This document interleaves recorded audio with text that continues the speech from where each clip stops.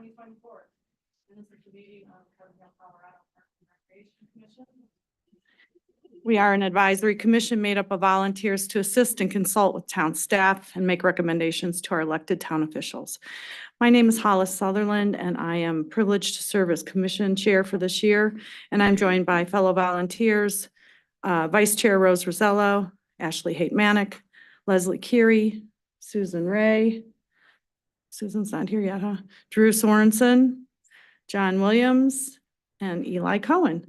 And we are joined by our Carbondale staff, Eric Brenlinger, Parks and Recreation Director, Margaret Donnelly, Community Center and Recreation Programs Manager, and right now Kay McDonald, subbing for the new board and commission clerk. And so she's going to be graciously taking the minutes. And Luis Yanes is our Board of Trustee liaison. And I welcome anyone who may be watching live or via recording. Thank you for participating in your local government. As a commission, we strive to serve the town of Carbondale by setting aside personal biases and looking at what's best for our community. We honor diverse opinions, promote inclusivity, and endeavor to keep our discourse civil and respectful.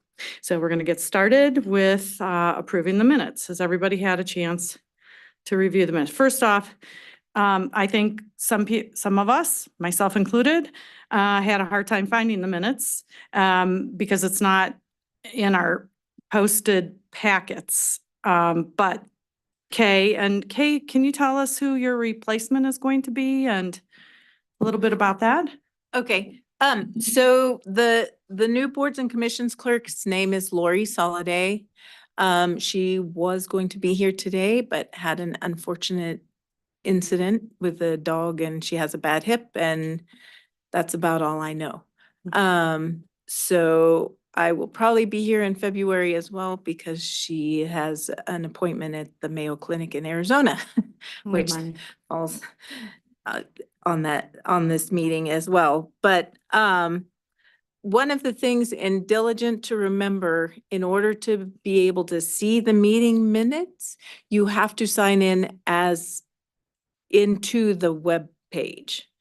In order to, you can access the meeting minutes, but because advisory boards, we can't publish the minutes until the Board of Trustees reviews them. They are hidden from the public agenda. So you have to sign in on the Diligent website, and then you will be able to access the minutes for whatever meeting you're looking for. Okay. Have you sent out that link or that information? It Probably. comes every month. I never. You should get an email that says Diligent agenda has been posted or something. But there's a place to sign in, huh? Because I haven't signed. There is a place to sign in. It's at the very top right. Okay. Of the screen. Okay. Okay, so that's where, and you have been very good about getting the draft out like I have been within good 24 hours, as but we transition to a new, Jessica has. Hang on, y'all. Jessica has a different process and she won't, and it's unlikely that the new boards and commissions will be sharing courtesy packets and minutes because that's not their process. And so I would go to the Diligent website. I'm happy if people want to stop by my desk at town to help walk people through because it is a little bit confusing. But or give me a call and I'll try to walk you through it if anybody has any problems. Yeah, so if any of us need some hands-on help, thank you, Kay, for being willing to do that. Don't forget to take your device or whatever so that you can actually help people right on their thing and get them all set up. So, okay, thank you. So, in light of all that, did anybody have a chance to read the minutes? Okay, were there any additions or changes or edits to the minutes? Okay. I'll make a motion to accept the minutes. Is there a second? Okay. All in favor? Aye. Okay, so that passes. And it looks like we have a visitor who's not on the agenda. But a familiar face too. all of us. Hello, Misha. Don't forget to turn your mic on. Turn your mic on. Where's the on? There it is. It's on. Okay, cool. Hello, Hi, how are you and what are you doing? I'm doing good. Well, Hollis was taking care of the dog today and she invited me back to say hello and check on the state of the town. So I'm back saying hello. That's great. Hi, And who are you with, Misha? Liza, over there, Hello, everyone. maybe soon to replace Mr. Eli. Oh. Yeah. Yeah. Uh-huh. But how are things going? How's the pool? Well, you're going to find out all about it if you hang out for a few minutes. Okay, That's the first thing on the agenda. that's good. And so tell us a little bit, where are you and what's going on with you? I'm at Pitzer in California. It's going good. We're off break for almost a month now. I was excited for snow and now I think I'm about done with that. But it's good to be back. Yeah. I had a good semester. Yeah, Good. Well, congratulations on your successful semester and thank you for coming in and saying hi to us and introducing your sister to us. of course. Thank you guys so much. We will be sitting right over there. Very good. Because right up on top of everything here is Andy and Katie to talk about the pool. The aquatics facility. Hi, everyone. I'm Andy Corber and here, am I in up into the mic? No. Hi, everyone. I'm It's not Andy on. Corber and I am here with Land and Shelter. We're the architects for the project and then Katie Tabor. I'm Katie Tabor and I'm the project manager with Connect One Design, the landscape architects on the project. So we are on the agenda tonight for 15 minutes, so I'll just do one thing first. We wanted to talk about how we communicate with the commission for a second, just like how often we should check in and how we're doing that. And then also just give you an update on where we are with the plans. So we have established a design advisory group of which Hollis is a member. So there's a sort of member of that design advisory group, which is also a member of the Parks and Rec Commission. And Susan. And Susan Ray. Thank you. So we have that connection back to this group in terms of like a body of stakeholders who's giving us feedback on the design throughout the process. We also have been checking in with things like tree board, Parks and Rec, trustees, and we want to understand like how often that's desired from you guys. Right at the moment, we're just starting schematic design. So even though it feels like this project has been going for a while, we in fact just kind of really got going with design. We spent a long time doing a bit of like aligning the budget with the scope of work. So we had approximately 6 months of like working that out. So do you guys want us to send a representative for every meeting, every other? Like, what are you thinking about that? Or do you just want us to come at like during once a phase, that kind of thing? I personally think as much information from the, what's it called, horse's mouth or something like that. It's so Yeah. helpful. I don't know. 1, 2, 3, 4, 5, 6, 7 maybe of us are on the fundraising committee Great. or whatever we've got. Thank fancier you name than so that. much. The fundraising committee? I think it's better than that for names. I don't know. You have to talk to Kathleen, but the more information that we specifically have so that when we get to that actual call point and we know, hey, this is what was this, I was updated this Microphone. last week. Oh, So I'm the one that's always yelling at We everyone else about microphones. Yeah. So yeah, the more information, the merrier, I'd say, because of so many of us being just so active in so Okay. many different aspects of it. So we can probably get a design team rep here. So like it'll either be Katie or Heather or myself, something like that. So we can do that. So you guys can always have that check-in. That sounds great. And then, I would say with a caveat that unless there's something else gigantic going on, just in, time's sake. Actually, I think that might just be onerous on you all, a little bit. I don't know. Yeah. There's points that we would want to hear, but there might be points that it's enough to have Eric and Hollis report back. Or even a Teams or like a It- Zoom, you wouldn't have yeah, to be here. I could be in my living room and just answer questions. Yeah, I think it won't, I think it's not going to be too bad if at least we can be at home or there's only one of us or something like that. Yeah. And there might be a month where we're like, there's nothing really going on, and we just like skip it, right? That's But okay, so we'll plan on having a representative at least on Zoom for these meetings moving forward. And I'm going to turn it over to Katie to talk us through like where we are with the design right now. Is this what you wanted up, Katie? Yes, that's Okay. fine. You can actually skip through to the site plan. Okay, there's existing conditions. Yep, that's our survey for the Okay. site. And this is our schematic level site plan. So, it's basically, we're looking at site coverage of water to building to plants to paving at this point in time. We're looking at masses and maybe a little bit of geometry, but that's the level that we're at right now. I'll just start at the street. You can see that we have a large, Main Street's to the left and 7th Street is to the bottom in this site plan. We have a large entry plaza at the corner that kind of captures everybody that's either, walking through, circulating through, or coming to the pool. We have straight circulation along Main Street as well as on 7th Street.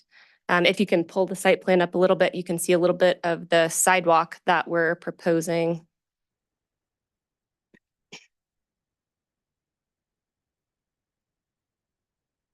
Is that what you wanted to look at? Oh, Maybe just zoom out a little bit. Yeah. no. Okay. And you can see that we're proposing a sidewalk that basically ends at what is the entry to Sopris Park on the back side of the pool. We're proposing ADA parking along 7th Street, as well as multiple service entries to the pool site. We have service along 7th Street that's existing that we are proposing to keep. That will be our trash recycling delivery. And then along Main Street, the letter Q, you can see another entry point that will be basically a service staging area or emergency vehicle staging area at that point. To the top, you see we have a double gate along the fence that abuts the Forest Service project. We are negotiating some type of entry there.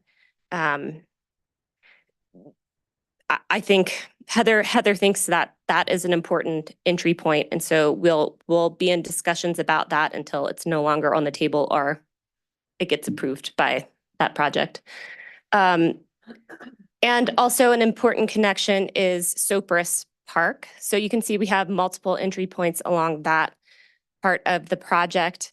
We have a man gate, that's R, and that would just be our rear entry access for pedestrians. And then if we have any larger scale filtering through Sopris to the pool, we have a double gate at the top. And that could also facilitate service vehicles. Andy, do you want to talk a little bit about the building before I go into the Sure. trees?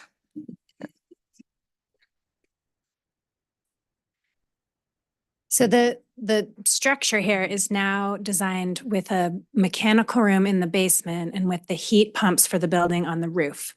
We have shrunk the building, the on-grade program down to the minimum. So it's really the changing rooms, a ticket office, guard shack, and an office.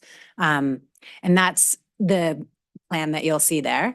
So that's really the absolute minimum footprint that we can of the program that's really required to be on grade around the pool. And that is just barely going to get us to the point where we can really save all of the trees that the tree board and the arborist have requested that we try and save. If we put anything else above grade again, we risk some of those sort of mature trees along Main Street. That we looked at that, and while saving the trees really is important, This also gave a bit of a bonus to staff because now we're looking at a full basement where we have a bit of extra sort of like space that we gained because of making a basement. And that includes this a little bit more storage and sort of multi-purpose, whatever they need option for basement space that is now available. That, when we first made the decision to do that, we thought it would be cost neutral, and now we're up against, we think this is going to be a little bit of a cost increase. So that's something that we're hopeful works out. And we're really hoping that we're going to get schematic pricing on this plan and then reevaluate, but fingers crossed that this is going to come in on budget. So we can continue. Yep. We can go back to the site plan. So that's basically, where we are with the building design and our thoughts about trying to get as much out of the site as we can for the site programming, as well as saving the trees, which, it's been expressed to us that it's very important for some of these larger trees to stay. Well, also there's a backlash going on against the Forest Service taking out trees next door. And we're about to embark, as many of you know, on this fundraising campaign. So to have an overlash of sort of like a PR nightmare with a fundraising campaign seems like poor planning, right? And we can if this works within the budget, then everybody wins, right? So we're, fingers crossed, we're going to look at schematic pricing and then we might have to reevaluate.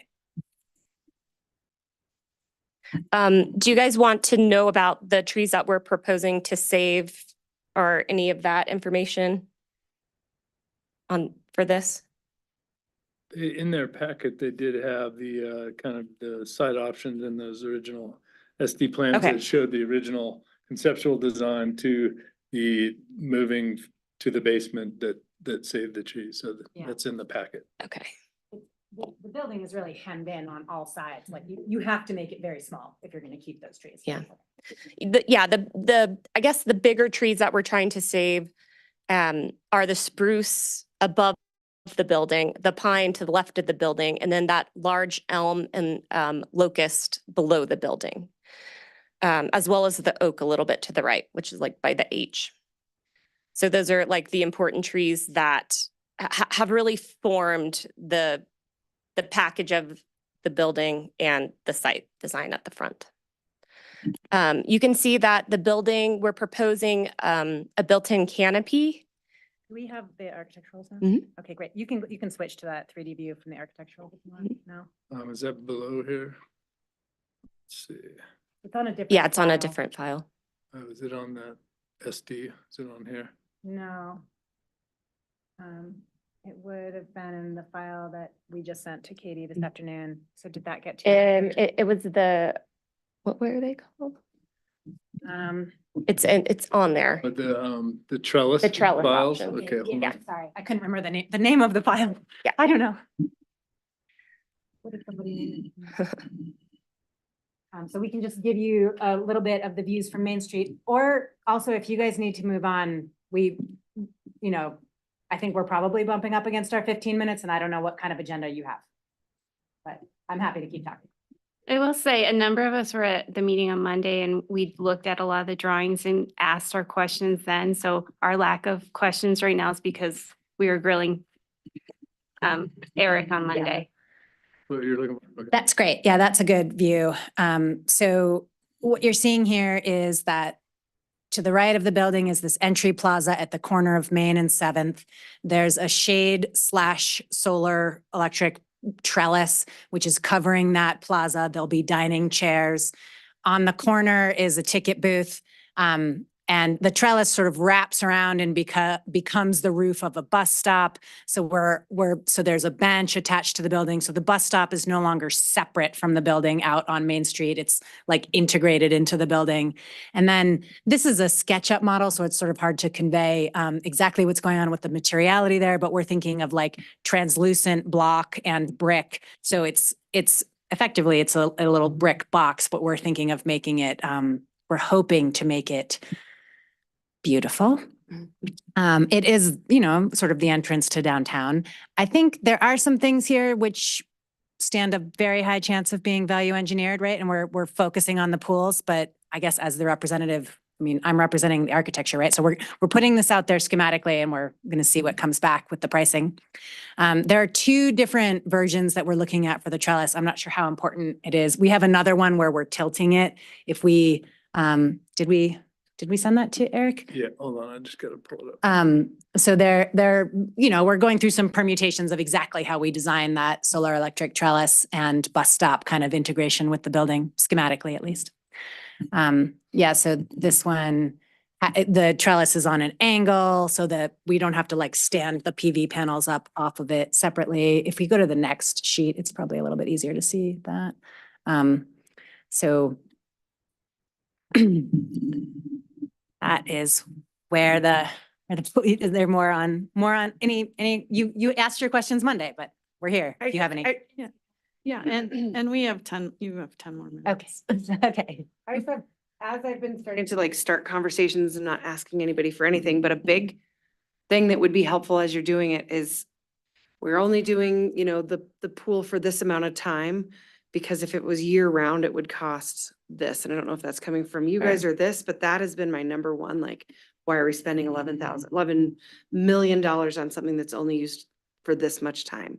I Well- know a lot of those answers, but then it's the specific dollar amounts behind the answer, like because it would cost an extra 5 million or something.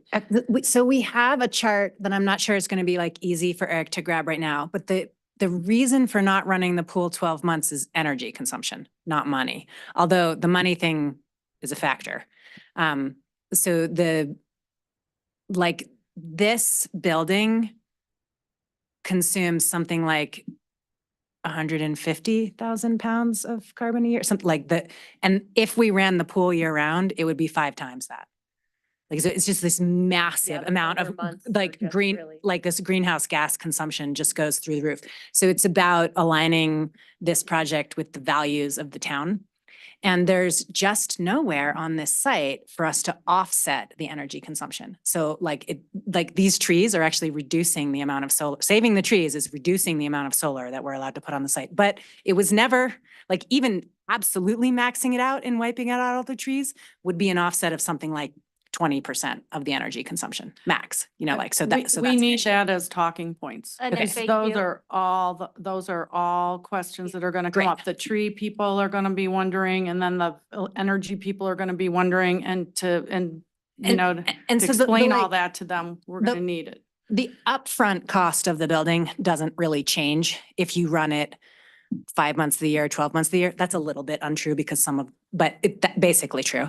But your operating costs do go through the roof when you're running it 12 months of the year. But Andy, correct me if I'm wrong, we would need additional heating if we were gonna run it in the winter time too, which is where the Yeah, that's the why the gas upfront- heater and the- all that other the- stuff the- comes up, right? The And- upfront costs do go up, but it's Yeah. not like radical, Okay. But we're sizing these systems so that we think we can sort of stretch the shoulder seasons. So Uh-huh. it'll be a call that the staff will have to make about like when they're going to close every year and when they're going to open. Because we're sizing equipment so that they can handle a little bit colder temperature. Like it's not going to be feasible for like February, but there could be like September, October. But staff, I mean, that's one of those key words. I feel like a large portion of our staff comes and goes. So those shoulder seasons we wouldn't have the staff to run it as much because they're all college kids mostly. It just depends on it's all programming and. Anything like that is dependent. If you have a steady source of time that things are open, you staff the appropriate types of people for that. Does that make sense? I think another big response to the why isn't it year round is it's not indoor. If we were building an indoor pool, it'd be more like $30 million, Mhm. right? pool's not indoor though either. No, but it's only 2 lanes and they close the rec pool and they have a very small hot tub. So, I mean, we're talking much bigger water spaces. The question I have, I still keep coming back to, and I'm wondering, Louise has any response to this, is like how much of this design constraints are because of trying to retain all these trees? Well, And because and what does the arborist say? I mean, I love trees, don't get me wrong. Yeah. You can see my yard, I'm growing, rewilding, I'm letting Yay. aspen forest grow. But it's how likely are these trees to survive the construction? Well, we had a heart to heart with the contractor that was like, if we're doing this and we're publishing this, like, we got to commit. Like, like if we're saving the trees, we're saving the trees. And it's going to be something that, I'll be honest with you guys, is going to take like, a fence going up on day one, a conversation with every single sub who goes on site, and some like babysitting throughout the construction, right? Like it's not the kind of thing that just easily happens, to your point. So it's going to be a project. I'm dedicated to it. I think it's worth it. If we are not going to save the trees, that spruce to the east would definitely go.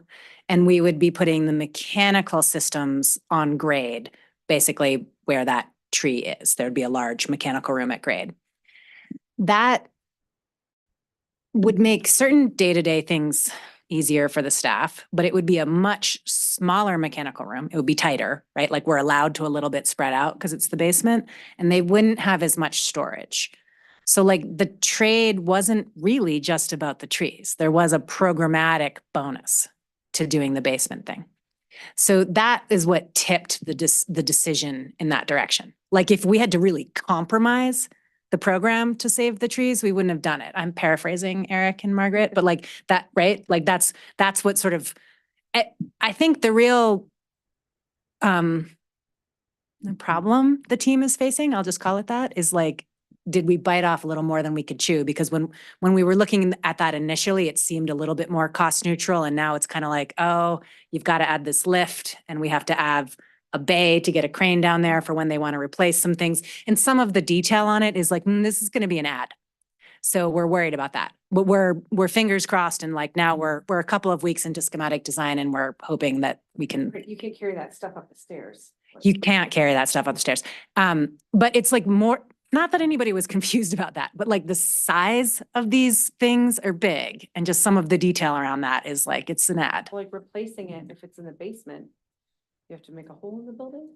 There's a overhead door that is, if you go to our plans This again. is our original design Yeah. here, that from conceptual, losing this tree, losing these trees, losing this tree, losing this tree, losing this tree.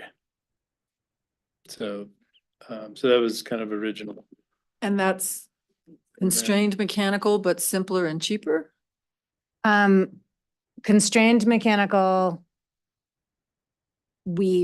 And probably cheaper because of the like 200 cheaper or 500 cheaper? You know what, like $1,000. I think don't- that I don't know that. range of costs But maybe, yeah. would drive the decision on the trees as well. Like some of the measures that we're going to take to save these trees could also be costly. So, this is what we're proposing in schematic design, but based on budget and how things are coming out once we start to cost estimate these things, we may have to come back and say, we aren't going to be able to save this tree. It's not financially feasible, or, They're I gonna have want to to, hear from the rest of the board and Luis, how you feel, and this PR issue that you mentioned was really good, of fundraising and taking out trees in this very tree friendly, strong, friendly place. How does the rest of the board feel about the cost of design constraints in saving trees? The trade-off there. Can I ask a quick question? Margaret, this might be more for you. Kind of the two things that we're talking about, space that's allowed or disallowed by saving trees. Does that make a huge difference to staff and running of the pool to have it either basement or have like an upstairs facility? And then secondly, with saving trees, obviously that's going to produce debris that's closer to a pool. Like, is this going to be just kind of a nightmare for general maintenance and operations? All the trees are existing, and so we've been operating, and so they're already taken care of by the arborist. It's the elm trees from Sopris Park that cause us most of the problem. Okay. And the spruce is out, is pretty much, it was in with the hot soak, and people didn't go underneath it for the most part. It was just pretty. And the way that this design is is such that it ends up potentially creating an area for us to store additional things. And the staff, Leah and I both really like the current design with the basement, because the original one, the mechanical room was a lot smaller. There was a lot less area. The new particular design actually gave us a lot of the things that we lost when we lost the second story, as far as storage goes, and as far as like an actual functional mechanical room. So we actually, we like it. And then like loading things in, we kind of figure most of the stuff that has to get changed out is usually like a 10 to 20 year change out. So we're planning for a 40-year building, so we're making sure that we have access, but it's just making sure that we're doing it right. But we really, once we saw this design versus what we were allowed with the other one for programming, it ended up meeting a lot more of our needs. Cool.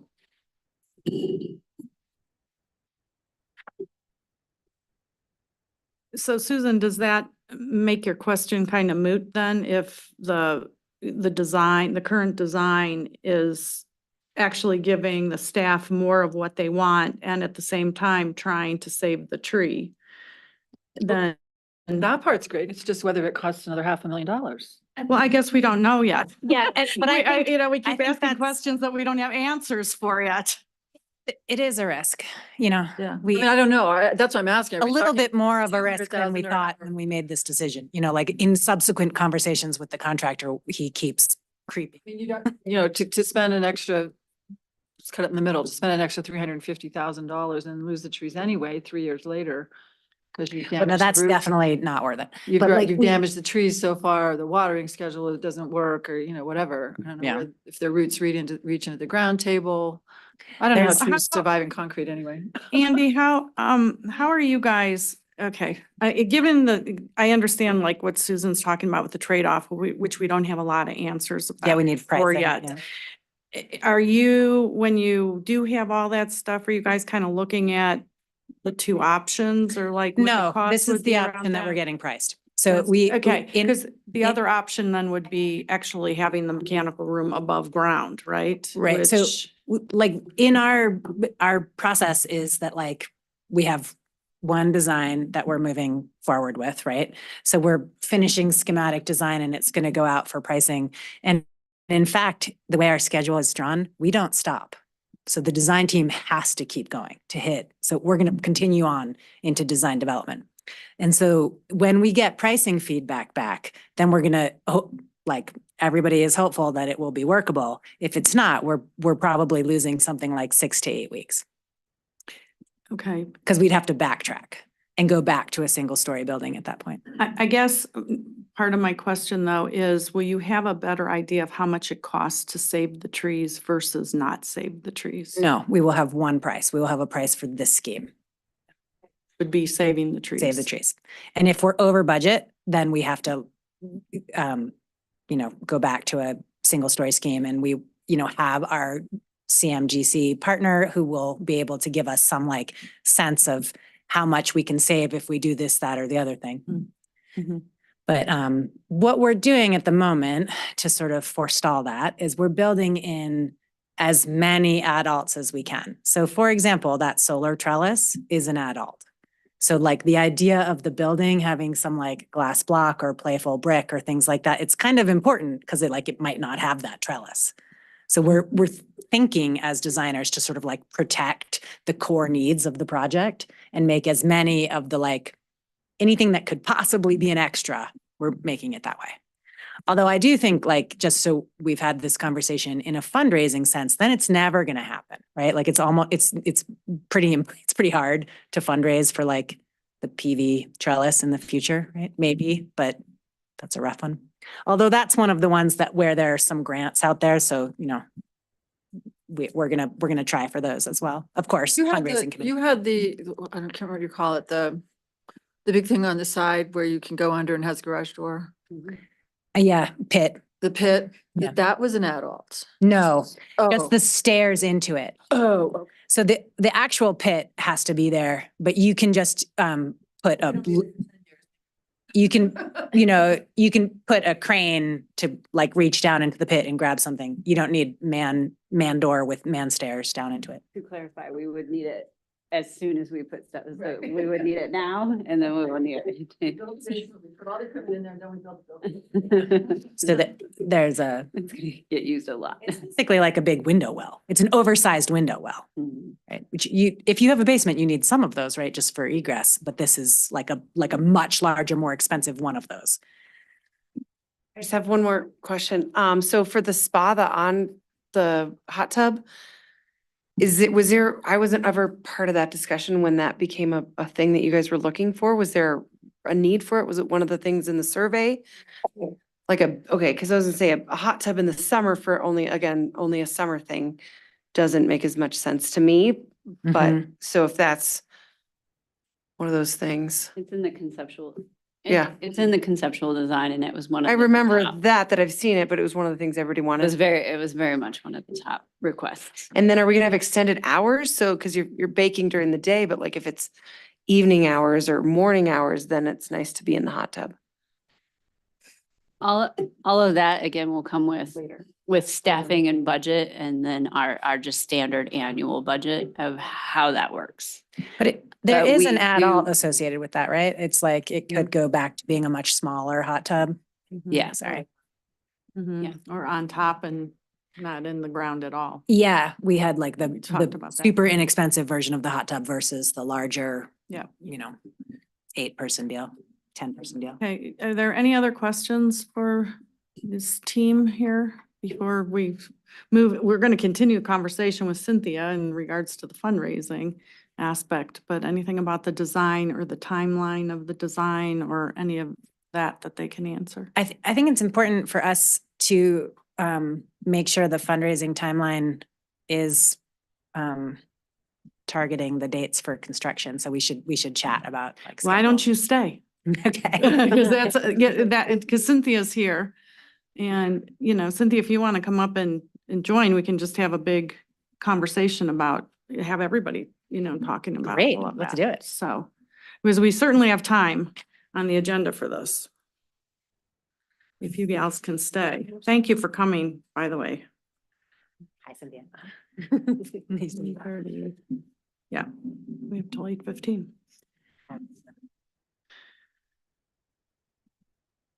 Am I on, Aaron? I don't know, move the, Start with the PowerPoint. Well, move the, Cynthia, please move the microphone. Unless there's a discussion that you were suggesting that Andy and I have at the same time, before I do the presentation about, because this isn't about the timeline.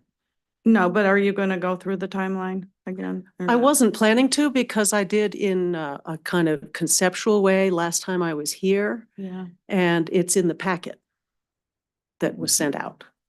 But I mean, I can talk about it if it's relevant right now with Andy still here. It's relative to the Phases. Yeah, I can campaign pull- phases, I can pull that up. if you want the the campaign phases. phases, which Probably- I think I sent you, did I?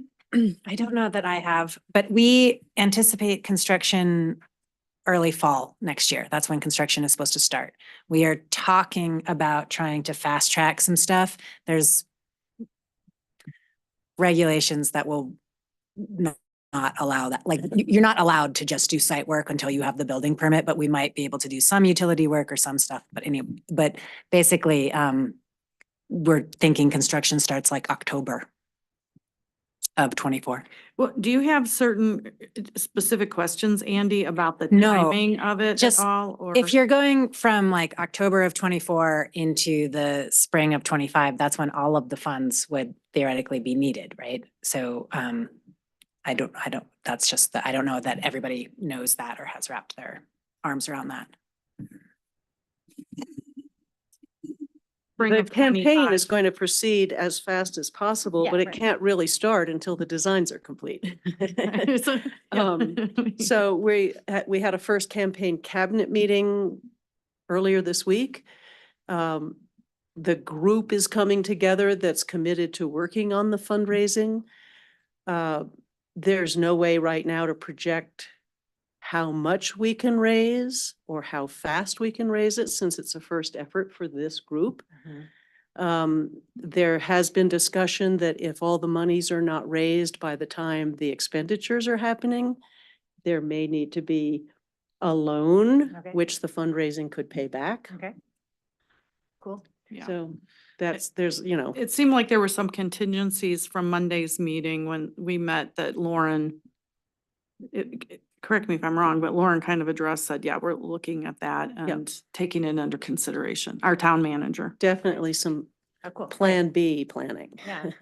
And we, so schematic design, which, you know, is usually the imagery that we see being used in these campaigns, should be finished end of January, beginning of February. So we're like weeks away from that. And then if there is some like value engineering that happens, like that kind of always, it has happened to our projects before, where like the fundraising campaign was using images that then ultimately had to change a little bit, you know. You know, it's not the goal, but we should have really good fundraising materials pretty soon here. Okay, thanks. Sorry, I took your. That's okay. I No, wasn't it's just anticipating. really my- important to have everybody on the same page, really. Can I ask a question first, please? We talked a little bit about this on Monday, but those images and the timing of how they get to the public, I don't know that that's necessarily related to fundraising. That's more PR for the project. What is the plan for that on how it's initially shared out? Yeah, I mean, I think we're waiting for the schematic, designs to truly share with the public and bring those back to the BOT also at that point. So we're like mid-February meeting for the BOT. So it goes to BOT, then the newspaper will pick it up and report out. Yeah, I mean, I think that's the way it'll be processed, and at that point, it's obviously gonna depend on the pricing of those schematic designs too, whether or not they're gonna need to stall and change before we, take them to the public in the sense of here's what we're building. Cause we don't know that yet, so. Right. Am I on? You're on, sister. Okay, and I don't anticipate that my presentation is the full 45 minutes that's on the agenda, so it's really okay, you guys went over. So I don't know if you all had seen this logo that was developed by Will Tempest, but I think it's very lively and captures the energy of a fundraising campaign with the splash of the pool and the exclamation mark and the two colors. So it's important for any fundraising campaign to have a logo that's distinct from the organization's logo. So it's its own entity during the time of the campaign. So if you could go on, please, Eric. So what I was going to cover tonight is just a basic development 101, so that we're all speaking the same language when we're talking fundraising campaign. Those specific factors that affect fundraising success and this commission's role in this campaign. So obviously the sources of funding are public and private, federal, state, and county, and municipality for public funds, and then for private corporations, foundations, individuals, and then different organizational types. Is that the next one? Geez, sorry. No, it's not working. And show.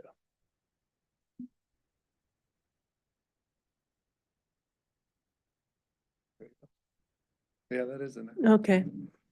I think this is a really interesting one for people to be aware of the sources of philanthropic dollars in the United States. Now, these are 2020 numbers. They aren't yet last year's, but they stay relatively the same from year to year. And the biggest thing to underscore here is that with giving by individuals at 69% and giving by bequest, which is individuals giving after they die, it's, 78%. Is that right? Did I do my math? 78% of all philanthropic dollars come from individuals. A lot of times when people think about big fundraising campaigns, they think automatically foundations and corporations because those entities can give large amounts, but the total dollars given is largely from individuals. And of course, that will be the primary target of this effort. And then the next slide is about where the charitable dollars go. And being a municipality, we don't neatly fit into any of those categories, but you could say that education is a component of the pool. Health certainly is. And so, as I say, this isn't a neat graphic for this particular campaign, but I think it's of interest about where the interest in philanthropic giving falls. It's, of course, highest at religion because it's part of the Judeo-Christian ethic to give back, and it's the practice within places of worship to weekly ask for contributions. And then the next one, please, Eric. Ways of giving, the so-called tripod of development is annual giving, capital giving, and deferred giving. That deferred giving is plan giving. It's planning in your lifetime how how your estate can be distributed after you die. There's different vehicles of giving like that. And then ways of asking, of course, are in person, which is by far the most effective in terms of average dollar amount raised. The phone is next best because it's person to person. Mail is used widely, but is less effective. And then nowadays, the internet is becoming a larger and larger piece of the pie. When I say top down, inside out, I think I have discussed this before, but top down is needing to raise the biggest gifts first to make sure you can get to the bottom line, and then the smaller gifts, which are typically asked for during a public phase, are very much a part of it, but it's really good to start with the big gifts so you get momentum and you have example setting gifts to inspire others to give. Inside out means that those associated with the entity, with the campaign, should give first. And the campaign cabinet was all asked about doing this when we met on Monday, and if the people affiliated with a campaign plan aren't giving, then why should anyone else? Is kind of the principle. Reasons people give. This is based on research with donors over decades. Again, religious beliefs is up there because it's part of that culture. Self-preservation is why people give to medical research, or why they participate in walks for AIDS or leukemia or whatever. Guilt, I'm doing really well in life. Other people are not doing so well, so I really ought to give. Tax savings can be a component of a person's decision, but it's not as high on the list as you might think. It's probably only really a factor for the very wealthy giving away money. Obligation, my college prepared me for my success in business. I feel obligated to give back. Recognition can be a factor for people. That's why you have naming opportunities lists as a tool in a campaign. So some people really want to leave a legacy by putting their name on a component of the building or the building. Pressure can be from a boss or from a spouse, or, people sometimes succumb to that kind of ask. But the overriding biggest reason why people give is because they want to make a difference in their community. And that's the biggest thing to lean on when you're going to someone to say, would you give? It's to help them with their sense of fulfillment. And then next, please, Eric. So this is one that you can't really read because there's too many words on it, but there's some principles here that I wanted to cover because they really help to give the big picture of specifically development is a continuum. A lot of people who think about fundraising balk at the idea of making an ask because they're in the, you know, they think, well, I hardly know that person, and they maybe go first to, well, I'm going to ask them for money. But no, it's a process. Fundraising is the end result of good development.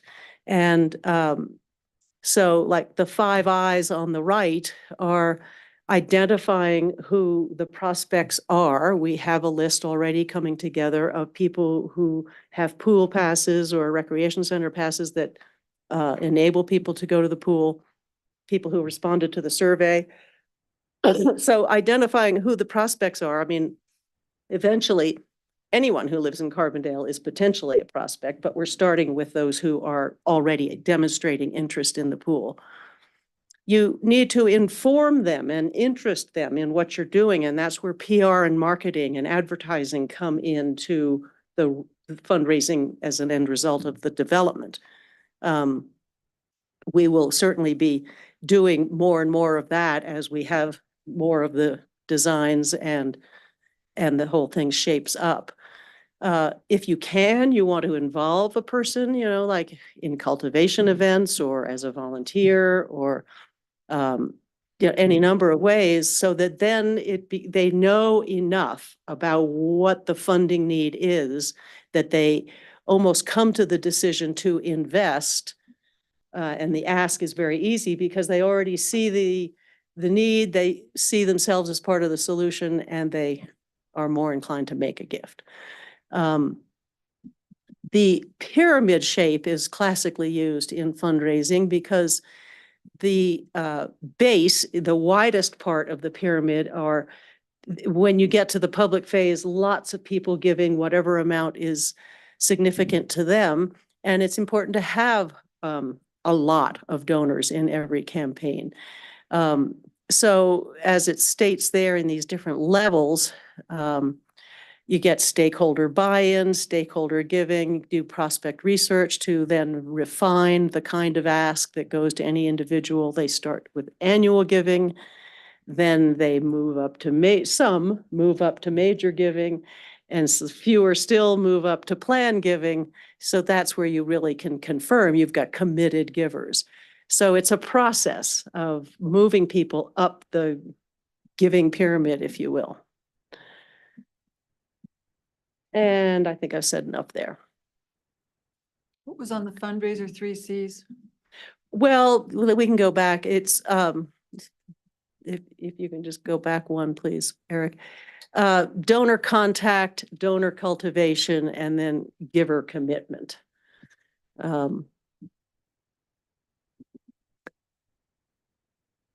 We can get to questions afterwards. So this is these are important principles here about the factors that affect fundraising success. There has to be awareness of the organization. Obviously, everyone's aware of the Carbondale Parks and Recreation Department and the fact that there's a pool right on Main Street.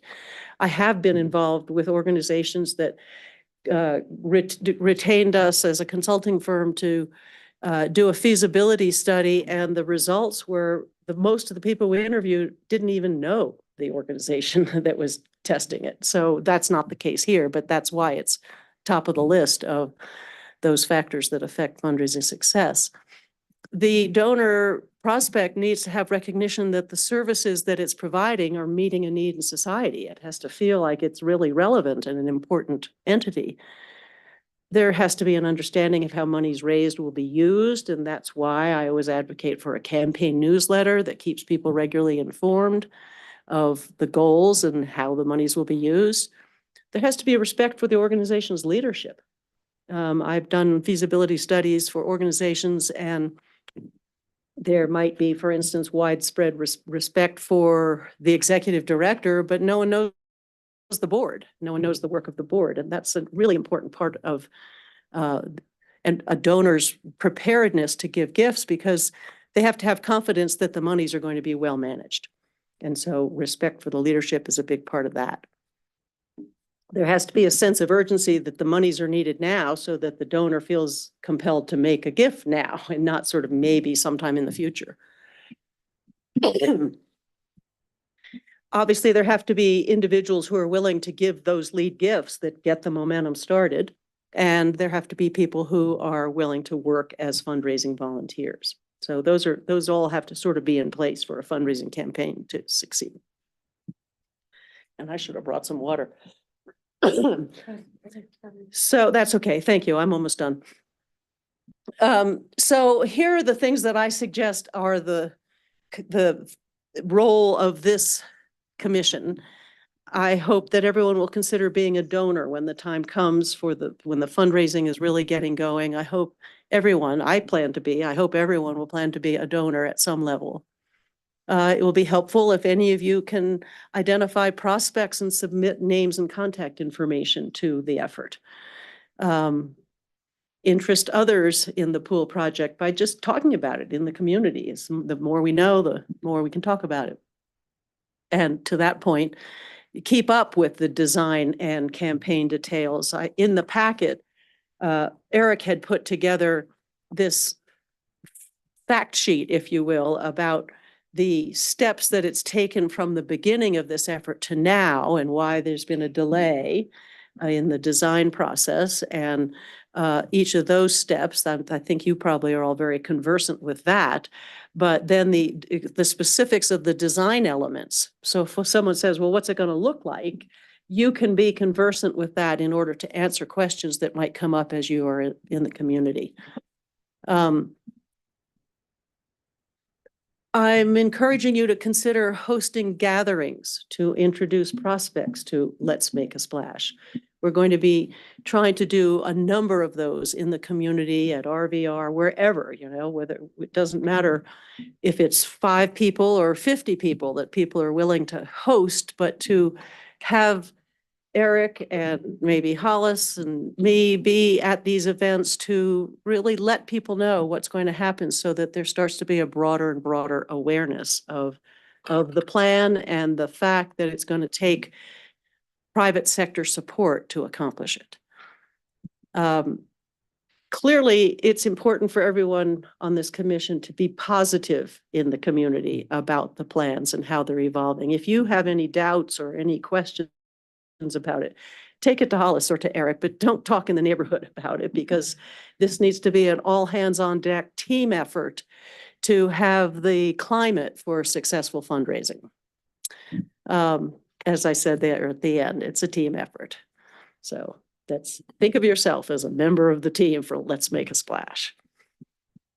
So any questions? Because that was short and sweet, but at the cabinet meeting that we had on Monday, we did decide to meet monthly on the second Monday of each month. And at the next one in February 12th, I'll be providing volunteer solicitor training. So anyone who wants to feel more comfortable with the process of fundraising, please come to that meeting, because we'll get into the nitty gritty, so to speak, of overcoming fears of asking for gifts. So any questions or discussion about that? Small question, and you'll probably answer it in there, so maybe I'll wait, but anyways, if you're gonna throw one of those little parties, how many people what's your minimum, what's your max? Do you have either? I don't think it's up to each individual, Okay. what they want. Or ideal, what's your ideal number? There isn't. It's however many people is comfortable to the person hosting it. And of course, it will be important for us to track it so that we aren't, 6 different people inviting the same person to a cultivation event. We want to get as many people in front of this project as possible. And yet it's still within the so-called quiet phase. It's almost an oxymoron in this context to have a quiet phase, but by that I mean the quiet phase, while it's not a bit quiet in a municipal setting, is about the one-on-one conversations that need to happen for lead gift asking and giving. And then my second question has to do with probably for Eric or Luis, or maybe you. Again, when we've got more than 3 people in a room that are on the committee, we need to have minutes, right? Oh, like, are you talking about for the being? Or on just, the- isn't the it just campaign? any room? And so if we're on the fundraising campaign, which is the more, the better name Post- for it. But see, that was already posted Okay. and So I can answer that.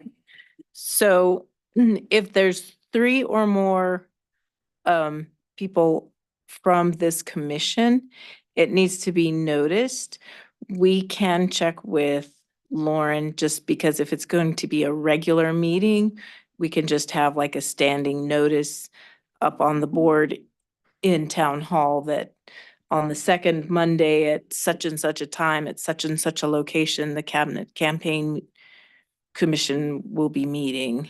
And then all you need to do is take some sort of notes that you can report, or somebody can report back just as an update. I don't think you have to take detailed minutes, but just some sort of information about what happened at the meeting. It doesn't have to be that involved. More than 3 of us are, And That's I something for routinely 3 of do us. meeting notes following a meeting. to one of these parties, we would need to do that same notice thing. yeah, but we don't need to have 3 of us on the same. No, but if I invite, I guess it's I just think the 2 of that's us. getting a little bit Right, so complicated, So there Got it. can be, yeah, overly complicating it. yeah, Okay, there I just can don't wanna be, break rules. no, there can be. HR. Think of this as like if you have a partner or you can do things in pairs. And staff doesn't count. Okay.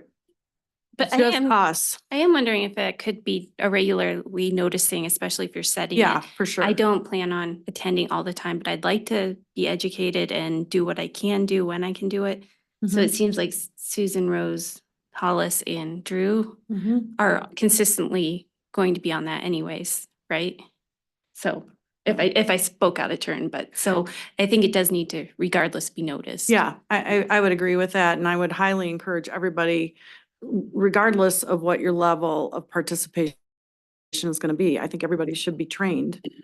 Because that's gonna be part of the conversation of Mhm. how to talk with people, and you never know when you might be able to turn around and say like, well, you know, are you interested in donating, you know, Exactly or right. just something like that. So Exactly right. the more information we all have, the better you'll be able to address any questions or situations that come up, you know, around it. And it's really important that we all are on the same page with it. I mean, one of the things we have to remember is people get into, you know, details, or they've got their pet things like the trees or the solar or the this or the that, right?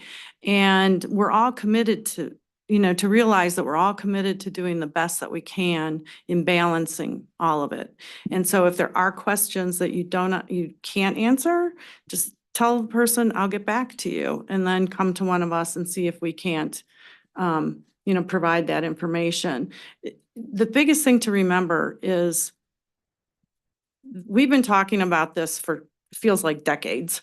And, you know, the pool passed by almost, you know, the bond issue passed by almost 75%. So there is huge support in our community for it. And we as a commission are trying to make that happen.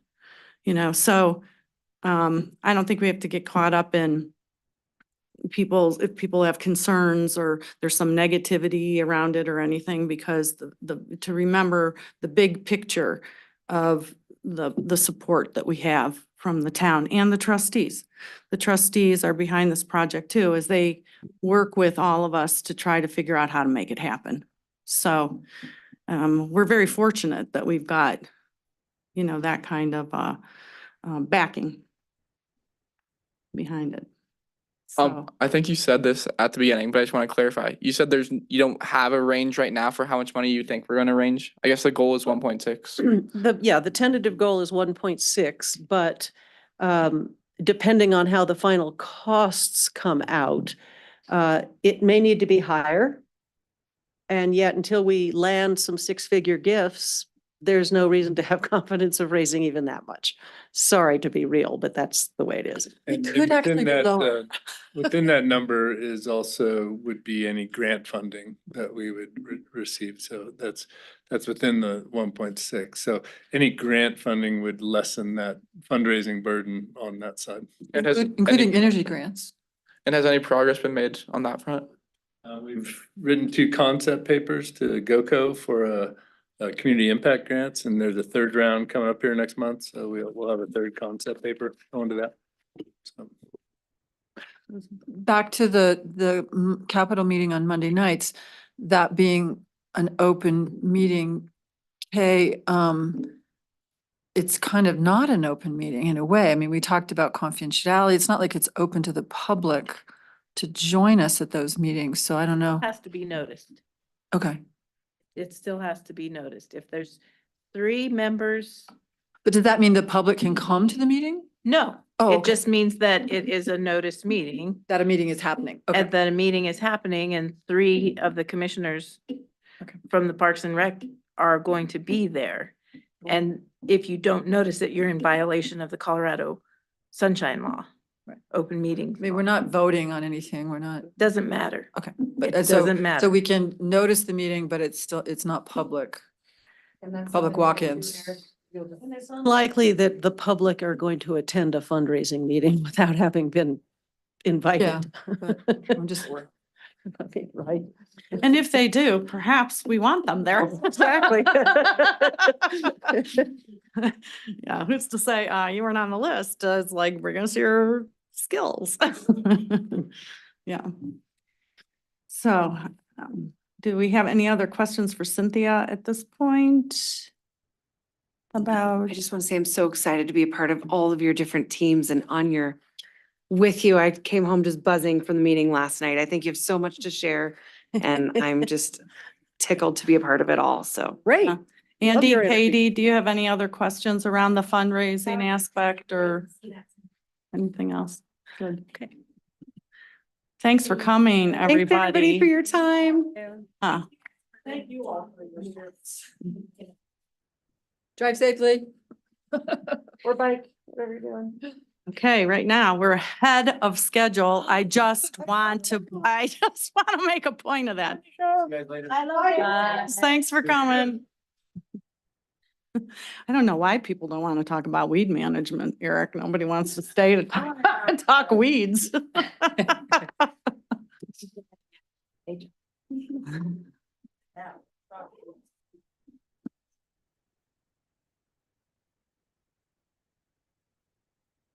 So in your packets, just the, Do you know that your screen is still up on the Yep. thing? Okay.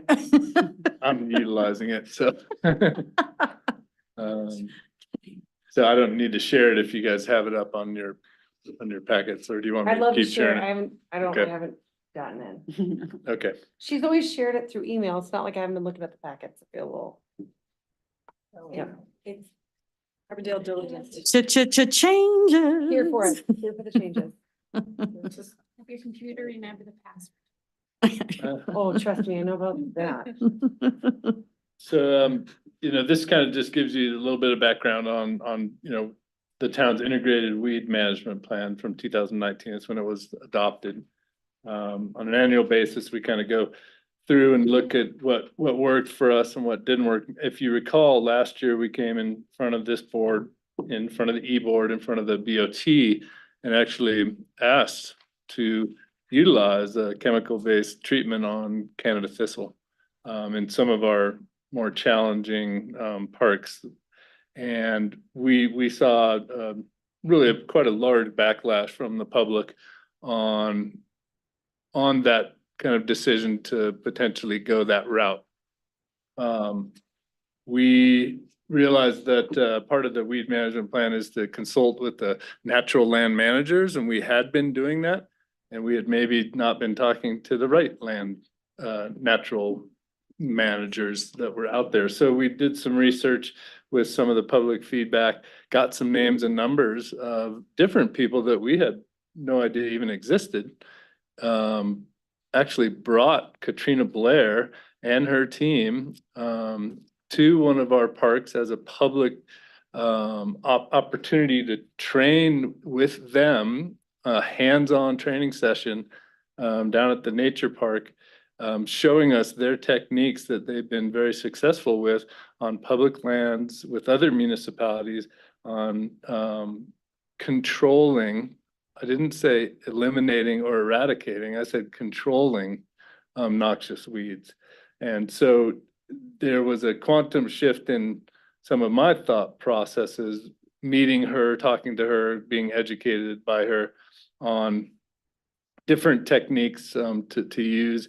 And it was an experiment. We had a little experimental plot down there at the nature park to see what their techniques would produce. And I can happily say that I was super impressed with the end product. Did we eradicate or eliminate the Canadian thistle that was in that zone? No.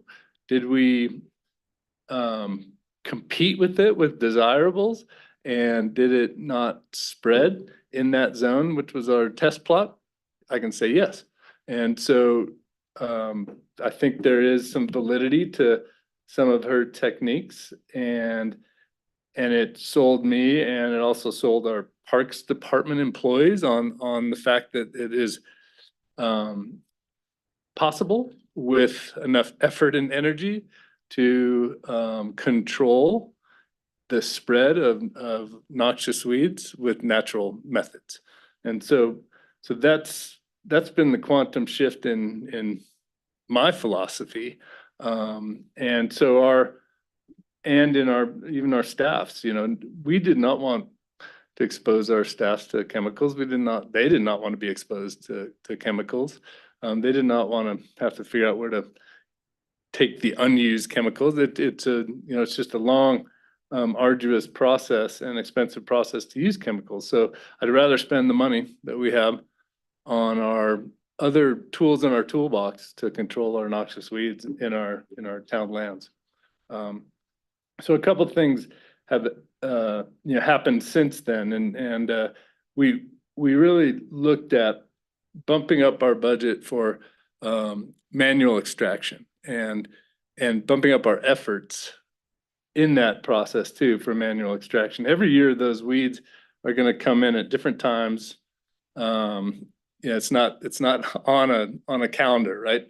They don't say, okay, this plant is going to seed in next week.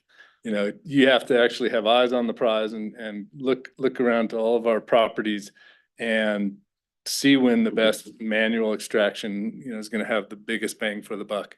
And so we put quite a lot of money in our budgets because we tested this theory last year of utilizing temp workers, because our parks crew and all of our full-time parks crew and all of our parks crew that are part-time seasonal, they're running and gunning, Monday through Friday.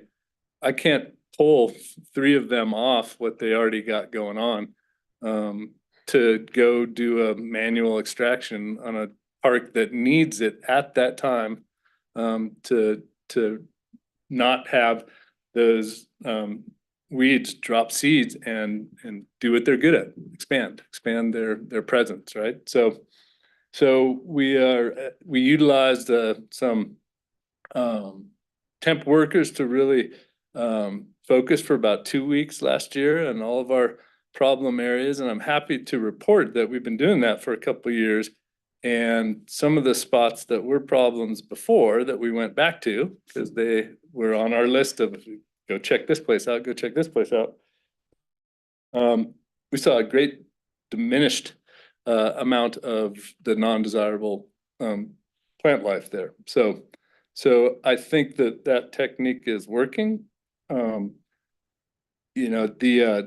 that mean we stop looking at other natural tools that are out there, the biologics, the goats? No. And so we need to look at all of our tools in the toolbox. So I did have a meeting with the goat people, and we went and toured our properties with them. And since they are already contracted with RAFTA and they're already contracted to take care of the solar areas with the schools.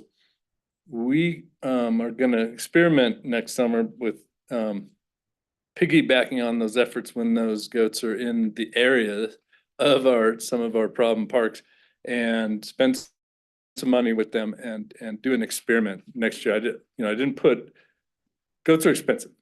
And so I didn't put like a ton of money in the budget for goats. I want to do a tester period next year, see how things go. You have to commit to a couple of years to actually see the benefits. That's what I've learned through this process too.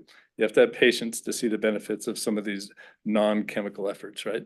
But it's all about building that soil health. It's about, out competing the non-desirable weeds with desirable plant life. And so that is the technique that we're going to push forward, and the philosophy we're going to push forward. We hope to bring back Katrina Blair and her team. They usually come to Dandelion Days in May, and so we want to see if we can get them to provide another public and staff training session of their techniques right that day before, the Friday before Dandelion Day. I think it's May 10th, May 9th, 10th, 11th, one of those two. So that is going to be one of our processes with just continuing our educational piece. I get pretty in depth here with this memo about specific sites where we've still been seeing some issues and some problems, and I have the memos kind of laid out to where we had our 2023 techniques, what worked, what didn't, and then our also 2024 kind of solutions to some of those problem parks. So I'm not going to go through all those tonight, but this comes to you guys. It goes to the e-board. It goes to the trustees who act as our actually weed advisory board through the integrated weed management plan. And so it's nothing new. We're going to continue kind of what we're doing. We're not using chemicals on our public lands. I'm pretty strong about that right now. We've had letters from people that don't think that's a good idea. But I'm willing to spend money on natural ways to mitigate weeds versus spending money on chemical ways. You gotta spend the money either way. So I won't get into super detail here, but I did want to just, where's my, sorry, gotta go back. Show you what we're using. We are utilizing these documents here. So this is how we have separated our parks into specific weed control methods, and this is the spreadsheet we've been using in our individual parks to kind of evaluate the successes of our efforts and look at our toolbox and see what's appropriate to use in those locations, what's not appropriate to use, what we haven't tried, what we want to try, where our efforts are in the process. So so we have many different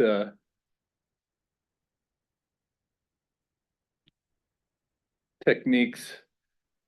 So I did include all those for you guys to look at. So we have Nooch Park, Riverfront Park, the baseball infields we're seeing some issues with, and we're trying to figure that one out. The Gateway RV Park, the Nature Park, North Face Bike Park, the Promenade Park, and our Turf Park. So all those are detailed in those spreadsheets for you just to take a look at. They're all in draft form now. And so if there's any feedback on any of those, please let me know. Like I said, it goes through us, the e-board, and then to the trustees for final decision on these techniques. So Yeah, what else can I share with you? I mean, I could get into the detail of each one of these parks, but it doesn't take us 3 hours. Yeah. I guess I Drew. have one question specifically about Nooch Park. Yeah. Generally kind of like what the trees were planted there for, what kind of the board thinks like that park's primary purpose is, and then if that has informed what trees were planted there already, or if replacements go in, what those will be. Okay, awesome. Yeah, Nooch Park is part of the riverfront park system, so it is part of the PUD from the original River Valley Ranch. And so they actually have the burden to maintain that park. And so they actually irrigate that park, mow that park, and would need to replace those trees. And it also has some covenants on it that has certain things that are allowed there and certain things that aren't. Like we can't, put a band shell there or something. It has some open space covenants and restrictions on what can take place there. Did that answer your question? Or like who's in charge of replacing the trees, or like we don't have a Yeah. master It's a plan for passive that park park. itself? Yeah, it's more of a passive space and Has passive anyone use. ever expressed interest in it being like specific bird habitat? Or I know the story walk was there for 1 year. Like my sense is that RVR doesn't do a whole lot with it. Is it worth partnering with somebody or making it something that is more useful? Or It are we is happy with closed. It's just It is closed for like the part nice of the year thing because the happened, yeah. Eagles, Bald eagle right? The closure. bald eagle Yeah. closure area. right. So it is a birding, right? I mean, the birders, Okay. definitely. It's closed December at 1st that. through March 15th. Yeah, just like the riverfront park on the other side of the river is. So yeah, it's attached to that in that sense. One of the concerns we had a while back that, now is taken care of, right, was that people were just driving in there and parking wherever and doing whatever and stuff. And now there's an actual designated parking area to try to keep them off some of the rest of the stuff.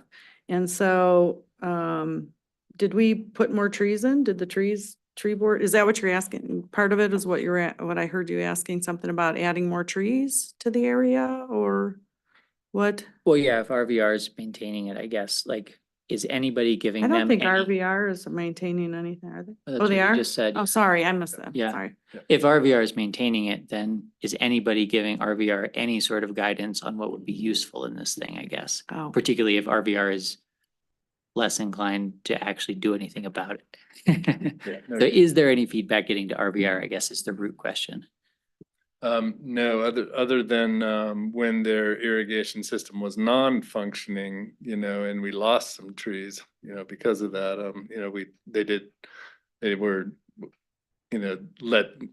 We let them know that the irrigation wasn't working. We lost trees and they fixed it. Okay. And they did replant some trees. And I think that was, I'm not sure about this, but I think there was tree board involvement in that process, but. Okay. But it's not that the tree board shouldn't be involved in that process. That's when they should be involved in my Yeah, my okay, cool. read of it, to kind of get what they want there and what would be successful there. So. Following up on that, I agree with Joe. I think it's a very underused park. I'm wondering if I've often thought I would love to see a bridge across Crystal from RVR, from the Riverside Park that we did. And I'm thinking a dog park, an off-leash dog park. I mean, it's right next to the highway. It's not like I mean, it could, I don't know. I've never seen anybody out there using it. I don't know what it gets used for. Does anyone? It's not really supposed Huh? Fishing and Yeah, but that's along the river. But like, do kids go there and play soccer ball? Are there pickup no. games? There's not a- There's That's not what- frisbee? No, they don't want to do that with it, especially with Swimming. the birders and stuff Right. like that. There's, It's river access. Yeah. Open space. big kind of, yeah, parcel. It's a couple acres. weddings. I've seen weddings and events. There was that I'm not gonna say the right word, Native American event, right? That used to be out there. Is that still out there? The one, Yeah, yeah. Something you mumble, you know. Well, I What? just- my HR voice wasn't sure the right word to use there, so. is that the one that's on Native American Day or Indigenous People Day, Indigenous which is People the Day, thank same you. as Columbus Day? Yeah, they've been more focusing that effort in Soapers Park though. Okay, moving it. Mm-hmm. No, we go there all the time. Just go hang out at the, It has a riverside. primitive trail that accesses the river Yeah. and a very beautiful lower bench of that park that a lot of people don't know about. It's very, very beautiful down there. Mhm. And that's where we've been doing the weed mitigation because we had quite a bit of burdock down there and hound's tongue. And what else is down there? Addison wormwood, and some thistle. So It just seemed that's- when I went out there and I did the story walk, it just seemed like a pretty big parcel. And I don't know, I guess I'm still hearing that people need more dog off leash parks. It's just not very. That's close to not gonna be anything. compatible Yeah. with off-leash dogs. The With bird. what the birds and the intention of what, and that was a directive. Luis, were you a trustee when that came down where they really wanted to keep it? Nice place to read, nice place to get down to the river to throw a fishing line in, look at the birds, hang out in nature, but quiet, passive. Yeah, I can't see that us bringing that to that park, given that there's already enough issues that arise here at Delaney. Yeah. So that's just my thought. I mean, I'm not saying I speak for the whole board, but I think if that were to something, raised, it probably would not, it might not be super popular. Eric, I have a question about the goats. Is now a good time? Yep. So I always wondered this, we love the goats. But for some reason, I thought that I've heard that animals, when they ingest seeds, are actually really good at redispersing the seeds. Is that a true statement or is that a digestive thing with goats that they don't redisperse? Cause True for cows. is a cow thing? Okay. Birds Goats kill them. Okay. and the birds. Thank you. So goats can aerate, I've always wondered. they can, graze, aerate and fertilize all at the same time. The recovered areas that Do it they've in a worked really on. cute way. Yeah, and they're adorable, totally adorable. Grand sections from here to Catherine's store that they've Oh my gone God. through. It's Love it. gorgeous, right? The rabbit brushes the flesh and all the weeds are gone. It's super. How expensive is it? The company that comes here is one of the most expensive companies that's out there. There's other companies. I don't know how to, I don't have those numbers, but, so I can't really answer that. Are they the company that you see all those goats just hanging out right next to Newcastle? Just like a whole field No, of like 100 no. goats. No, Nope. Hold on, I can't answer that. It's over $1,000 a day. yeah. I mean, it's not cheap. In your notes, it said something about letting them, like offsetting something, like giving them camping space. Yeah, they don't need that anymore. They're trying to Okay. keep space. Yeah. Okay. I thought it was very interesting, the thoughts on, the baseball fields with the mag chloride and raising the salt level.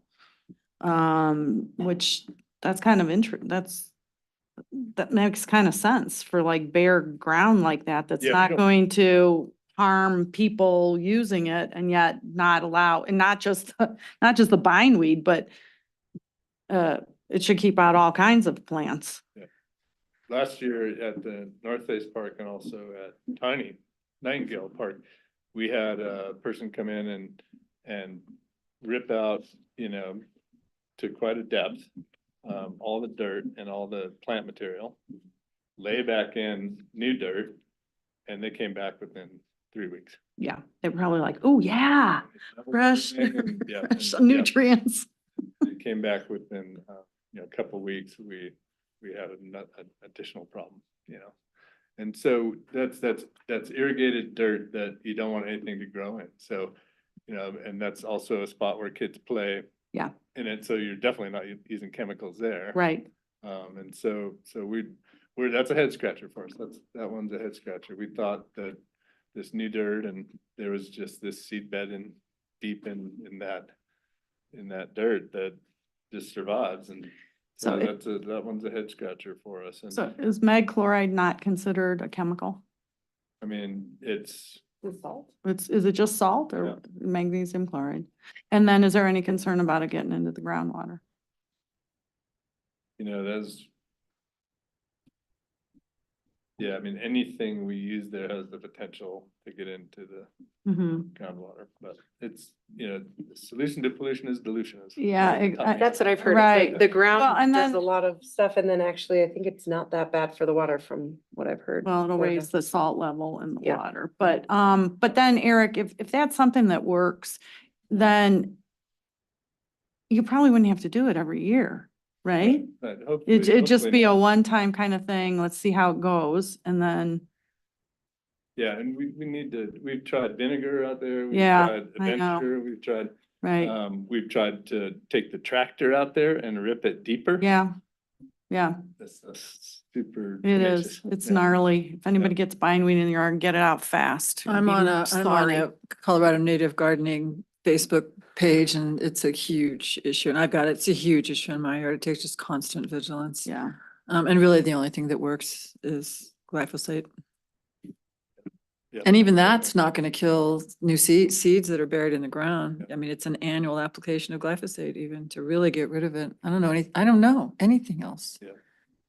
Just planting grass? well, they can't do it in an infield of a ball field though. That's the problem. Yeah, so that's like Got one bare of those dirt. things where we've tried almost everything in our toolbox.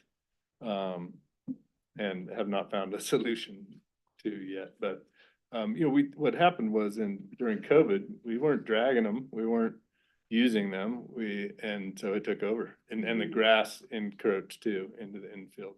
Oh. So that was part of the effort last year was to reestablish the lip, Okay. from grass to the infield, and that all came back. Do you need anything, what do you need from us tonight on this topic? Just, Before we move on. yeah, just, this is what we're gonna push forward to the e-board and to the trustees, and just wanna make sure everybody has eyes on it and, likes the direction we're going with our weed management plan. Okay. I had one thing. I missed a meeting and was nominated to join committee. And you said yes. After I said, by the way. Water-wise, moving towards water efficient landscape standards for the town. And that has been tabled for the time being, but it is still something that kind of in the back of the head that, It is. as we get a little more smarter heading into the future with how we use water, that it's going to make weed management even more challenging to stay on top of. So I do commend you for trying every tool that you can discover and testing them and documenting it. And I wanna share with this group and of what I've learned, by really doing a deep dive into this, is that some of our best, as far as noxious A, B, C list weed management, is a very healthy turf. Natural turf that's naturally, treated, not with chemicals, but just naturally treated turf that you aerate, that you organically fertilize, that you establish a very tight, basis of its, very healthy, what am I trying to say, very healthy, it's just, the weeds can't get in there. It's super tight and healthy. There's no bare ground to where those weeds can take advantage of that bare ground. There's a big effort from the e-board and the pollinator garden folks to remove turf. And so I'm not in favor of that unless what they're replacing it with is not just another weed bed. Mm-hmm. I mean, we can do water wise and smart irrigation. We can do the hybrid seeds that are low growth, slow growth, and drought tolerant. Seed growth and really work on that. I think that's a better effort than ripping out turf and creating a xeriscaped or even pollinator garden that's going to become a weed bed. Mhm, So, mhm. We're trying to reestablish another type of turf where you have successful turf that will just overtake it. Right. That's hard too. Yeah. Well, and there's a lot of studying going on. CSU and Yeah. all kinds of stuff on all that jazz. Does anybody else have anything for Eric on this? We need to move on. Well, don't forget, you have your 300 volunteers Yep. coming. Yeah, so for Rams Day, that's May 17th, 17th. May 17th. Every And single so. one of you little angels. And your littles would like to pick flowers. Well, I'm curious how much it takes to pull one of these out since we could set a little group of them on it too. Well, and we do, Yeah. you'll see in my, report, when you read it, we do collaborate with RFOV, Summer Advantage Program. We collaborate with the Rotary Club. We collaborate with, the adopters of some of our trails for weed mitigation at Red Hill and Red Hill Trailhead. So we have a lot of organized volunteer efforts that are helping us with this manual extraction. So it's which is needed. I mean, it's all needed. So, And greatly so appreciated. the 300 volunteers, we'll get something done that day, and in 2 weeks, they might, those weeds might be back. So so the one and done is not the way weed management works, but when you have that many volunteers. Yeah. Awesome. And it's also more of the August need, not Yeah. May also. And Yep. Becky, every time I see her practically, that she would love to get the Friends of the Park, Nature Park, Yep. some PR to help with weed Yeah, cleanup. yeah, we should organize something like that. Um, But, hopefully they'll attend it, hopefully with Katrina Blair coming, hopefully, that's a good segue into, okay, here's what needs to happen, and here's what we can't do as staff, because we're limited in what we can do, but here's what volunteers could do too, Right. so. Louis, would it be possible to do like a sign-up table at 5 Points? Yeah, that's potentially. You're gonna have good swag, whatever you call For weed pulling? Weed swag? I mean, Rec is a supporter, so I think we can make it happen. Okay, awesome. Good idea. I was like to say, from the youth perspective, it's very appreciative. It's very appreciated that we try to go forward with integrated weed management instead of using chemicals. Yeah. Oh, good. Get the school excited. Oh. Community meeting. Good, I know. It's so sweet. He shakes his head this way. That's the Italian, right? Okay, so moving on to some internal business. Hopefully you guys had a chance to read and think about the memo that I sent out. And the first thing is looking at the length of our meetings. As you know, I mean, you all have been here for several months. I mean, as we look back on over the several months, there was a lot of racing to get through things and cutting off some conversations, and we still were running 10 minutes over or more sometimes. And so, it was brought up, maybe we should look at this. And so that's the first part of this memo. So talking about that, what do you all think about that? Given that we've got big projects on our plate, is there a possibility of, starting earlier and going a little later, lengthening out? Not that we have to fill up that time. Heavens, if we could get out early, I'm all for it. So anyway, thoughts? 6:30 is as early as I could go. 6:30 is as early as I could go, and it's still pretty tough to get down here. Because if you leave Aspen at 5:30, you're hitting traffic and you're just walking in. I mean, I left at 5:30 and I walked in at 7 today. So that's tough earlier. You came right from Aspen and got here at 7? Yeah, because I Left swung at in to grab the 5:30? dinner. Oh. Yep, so you and then got- with you snow got and home. stuff, it was an hour and a half Yeah. with grabbing dinner and dropping off the dog. Mhm, I would say 6:30 is the earliest I could do as well. mhm. Ditto. But I don't mind the idea of a little bit earlier. What's the availability of the room like? On Wednesdays? Yeah, we're good on Wednesday. Well, our meeting time is probably, okay. The alternative is to go a half hour later, go to 9:30 instead. No, I'm just, and what is, do you have a preference? Well, Kay is not gonna be doing this after after next. She's passing the torch.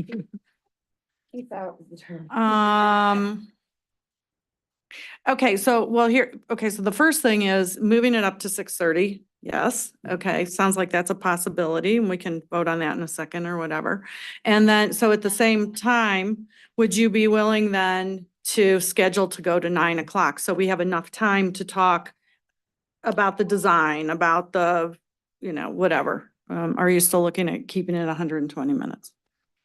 I think that's preferred to having another meeting in the month. Well, yeah, does anybody want a second meeting in the month? I mean, there already is say, we going just to got be a one, second yeah. meeting for the campaign cabinet people, so personally, I'm not in favor of that, and but 6:30 to 9 seems reasonable to me, and staying on topic is also, that helps too. We did awesome today. huh? We did very well today, staying on topic and Minding the agenda. Okay, I guess, Hollis, I'm fine with 6:30, but I'd love to see us try and, like Ashley says, sorry, stay on topic. And then have an 8:30 kind of schedule till 8:30 and say, do we need this extra 30 minutes?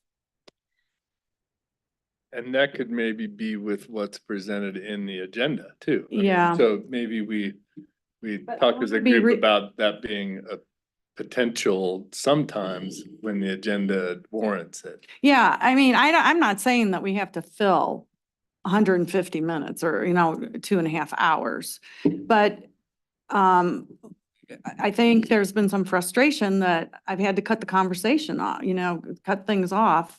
And we've got some really big projects. And so this gives us a little breathing room to cover some more, have some more time for those things. and to And Leslie's point, I think the agenda strives for a 2-hour meeting, but we all acknowledge a grace period of 30 minutes.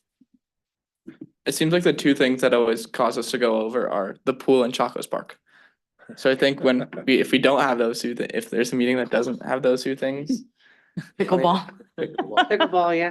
Those two things in particular, maybe some pickleball, but if we don't have either of those on the agenda, which I doubt, then, Don't put them all on the same.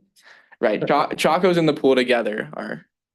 And well, one thing too, that we haven't had people come in to talk to us that aren't on the agenda either, which has derailed other meetings and stuff like that. So, I mean, yeah, I think Eric and I really, the thing is that I want to be realistic in the amount of time that we're allotting for a topic as best we can. And we try to figure that out as best we can. Yeah, anyway. Would you like a motion? Sure. We start Parks and Recs meetings at 6:30 with a plan to end no later than 9 o'clock. Let's second that one. Okay. All in favor? Anyone opposed? Okay, thank you, everybody, for that, and we'll In February? do the best, starting February. Is there? Are you okay with that? Is there Is an it Valentine's endpoint to Day? this? Is this indefinitely now? What, Till we cut it That is off. correct. We will be in Valentine's Day. are we just till gonna 9. revisit this when we decide to? I know in the packet you said a year. Do you want to have a sunset, like after the pool's built? Yeah. I mean, we could definitely sunset it after the pool, but we're gonna strive for 6:30 to 8:30, right? That's what we'll post. That's what I'm understanding, with the agreement that we roll till 9 if we have to. Okay. Is that okay with everybody? So really, I guess we're not really changing our official length of the meetings then, Drew. Well, we posted from 6:30 to 9, try to cut it off at 8:30, so. I think that's what we're doing, but we're doing it without. It's like it won't work. I was just. We're Yeah. gonna try. So, I think you have to be realistic. Yeah. If you schedule it until 9, people will talk until 9. Yeah. Yeah. I think you just need to acknowledge that. I just think we really have for at least 12 months, we're gonna have lots. Well, and if, you know, and if there's like big things, like we had 45 minutes on here with Cynthia and, you know, we didn't not have a lot of other agenda items on, but if we feel like we need that, then we will schedule that meeting to go later. So it kind of, everybody can expect that instead of the frustration of something going on for another 10, 15, 20 minutes. So do we want to resend our vote then? Or did we vote on 6:30 to 9? Did we vote on 6:30? 6:30, that could extend to nine. How does that motion read, Kay? I'll have to. I said no later than 9 o'clock. Yeah. So Hollis, you're saying you want to post the meetings at 6:30 to 8:30, but everybody has an understanding that we could go till 9. Yes, but at the same time, if there's an agenda item that's gonna take longer, then I'm gonna put it in there that that meeting could go till 8:50 or, I mean, something like that. And I'll Okay. do my best to keep us moving along as the timekeeper of the committee. Right. So, Mhm. okay, great. Now, the next thing I don't even want to bring up, and I'm bringing it up. This is here. The staggered terms, again, ad nauseum. Okay.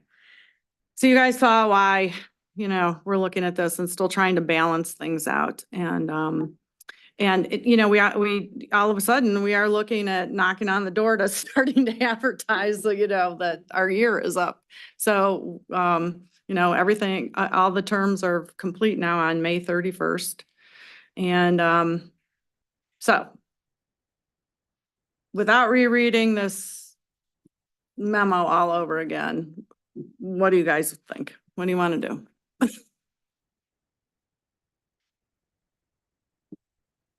I would vote to leave it alone. And just let it flow the way it's gonna flow Yep. I think half terms are gonna happen and the eventually. more we overthink it, something's gonna pop up and we're gonna have to rethink it all over again. And as long as it's not causing an issue of how the board is running, I don't think we should think about it too much more. Okay, I agree with Drew. okay. But I appreciate all your time that you've spent on this topic. Yeah, well, just trying to keep everything. So, and you know, at the same time, there are 4 positions open, well, Eli's, but that's an annual position anyway. So, you know, we're gonna be, I don't know where you guys stand, Leslie, Susan, John, and your interest in continuing or not. You don't have to tell us tonight, but I just wanted you to be aware that your terms are gonna be completing sooner than what we're used to, which was August. And For the youth commissioner one, it seemed a little weird, like when I entered, I just like whoever it is next year, if it's Liza or whoever. If I end in May, is that like we make sure that they come in yes, in June? Because it seemed like yes. I wasn't sure about the kind of grace period. in That between was, when we that was end. because everything was changing, Eli, and so, you know, yeah, your term is a little bit shorter than it would have been, but the Yeah. youth commissioner position, you in fact, start talking to people about it now. Alright. Will start, June 1st. So that means the interview, you know, the interview process will happen May-ish or April or however that's all gonna look, start adding, advertising what, March, April, Eric? But all the other commissions are gonna be on the schedule now too. So everybody is gonna be, you know, promoting their open positions. So, yes, so that'll be great. Sounds good. And hopefully that timing works best because you're graduated and, you know, school's out and yada, yada, everything else. So that was a whole nother reason for that. Okay, so I don't even think we need a motion then on any of that then, Eric, right? We'll just flow with it and, you know, you guys, we can mess around with that alternate position that's not filled right now either, so. Let Maybe we'll find Leslie- somebody that's super. Leslie excited wants about the to say pool something. fundraising campaign. Yeah, you're saying something. When it's nest, it's 10 of 9, we still have 10 minutes. Yeah. Here for it. Are we done? Okay, No, we got- no, we got reports.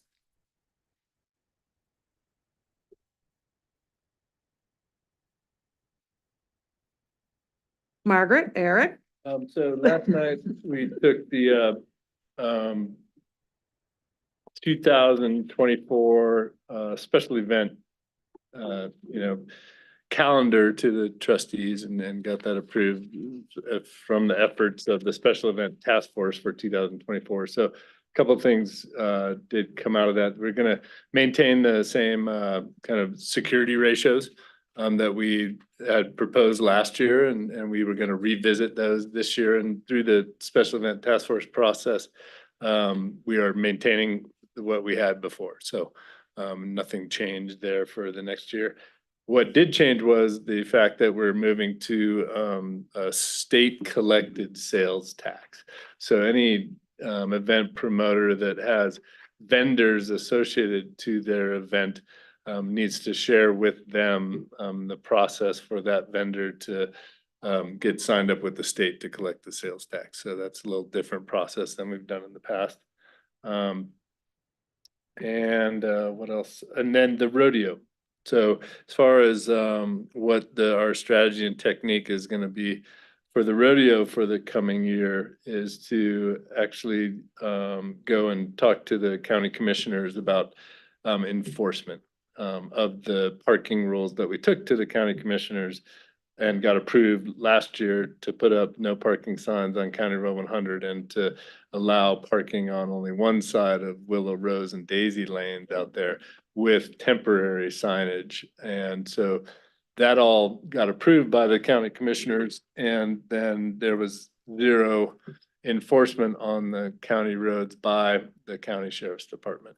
So it became another life safety issue where an emergency vehicle could not get through the parking, scenario that happened out there with people parking on both sides of those county roads.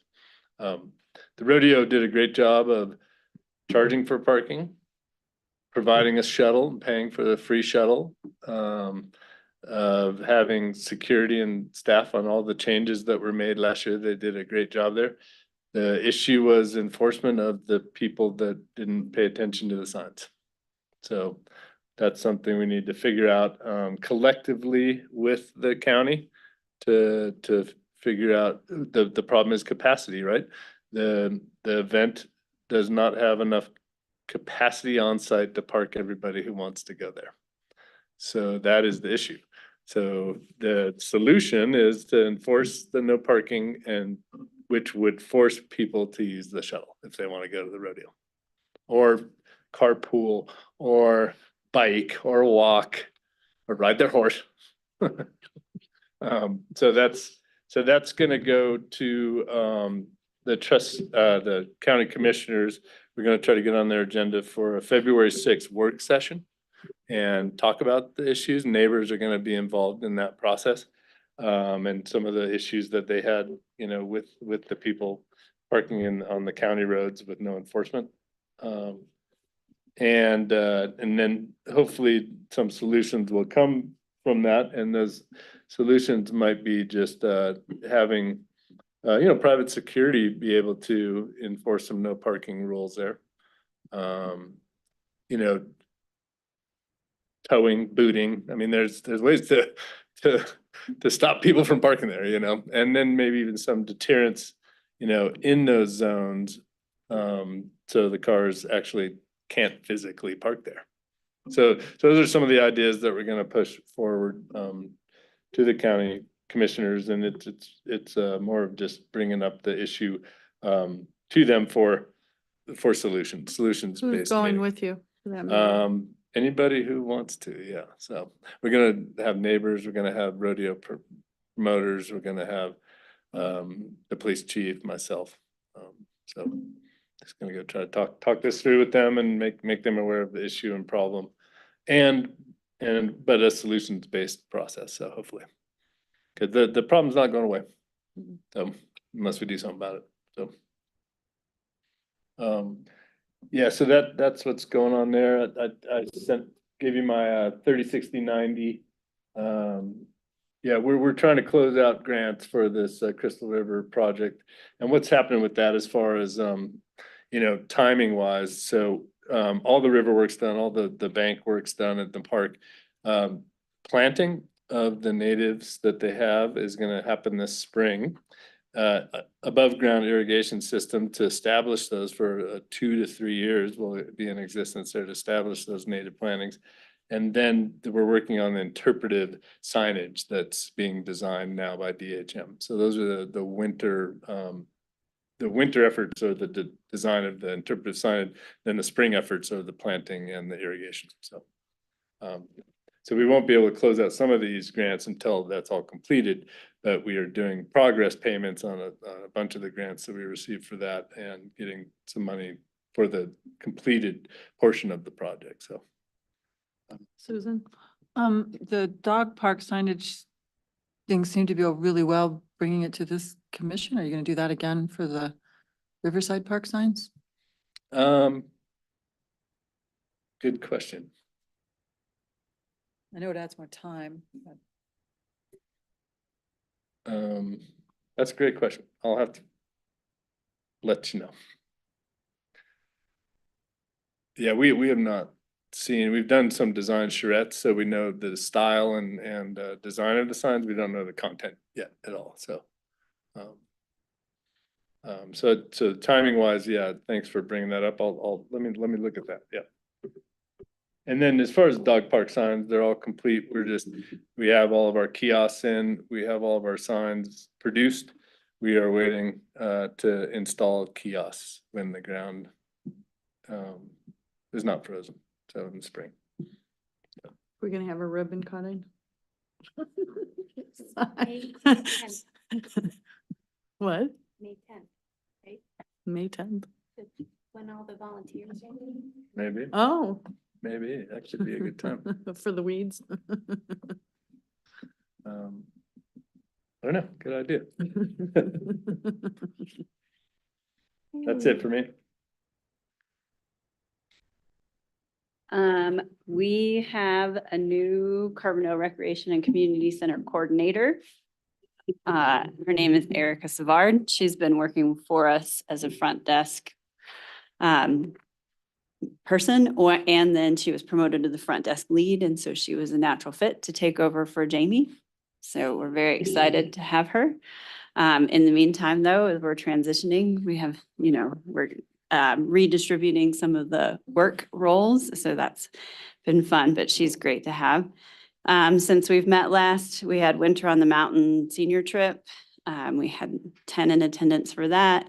So that one filled.